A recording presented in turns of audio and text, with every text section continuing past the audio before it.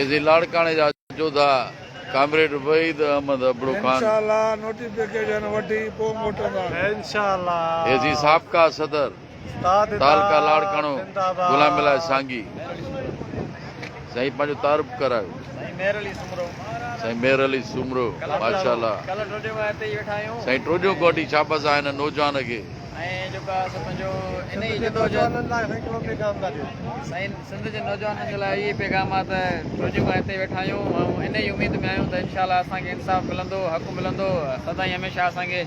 lollipop ॾेई करे मोटरायो वियो आहे हाणे पंहिंजो असां इंसाफ़ वठी रहंदासीं थकबासीं कोन मथां इहा भुल हुजे माण्हुनि खे त थकिजी हलाए वेंदा असां हिते ई आहियूं ॾींहुं राति बि हिते ई आहियूं वधि खां वधि सिंध गवर्नमेंट खे इहा ई रिक्वेस्ट आहे महिरबानी करे नौजवाननि सां जेतिरो थी सघेव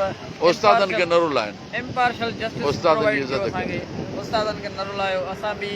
ॿारनि खे पढ़ायूं था मुस्तक़बिल खे संवारियूं था ॿार जेके असां वटि पढ़नि था उन्हनि जो फ्यूचर आहियूं teacher is the builder of nation basically अगरि टीचर ई न हूंदो त जज बि न रहंदो मां सम्झां थो पॉलिटिशियन्स जेके असांजा मिनिस्टर साहिबान आहिनि उन्हनि जे लाइ इज़त आहे क़ाबिलियत आहे नो डाउट पर उहे बि कंहिं टीचर वटि पढ़िया आहिनि शायदि इहा शइ सम्झी करे असां टीचर्स जो उन्हनि खे एतिराम ऐं इज़त करणु घुरिजे त असां जीअं अॻिते पंहिंजे मुस्तक़बिल में ॿारनि खे बि सुठे तरीक़े सां पढ़ाए सघूं ऐं गवर्नमेंट मां तंग न थी करे बेज़ार न थी करे पंहिंजी ज़िंदगी सुठे तरीक़े सां इज़त सां गुज़ारियूं महिरबानी वेरी गुड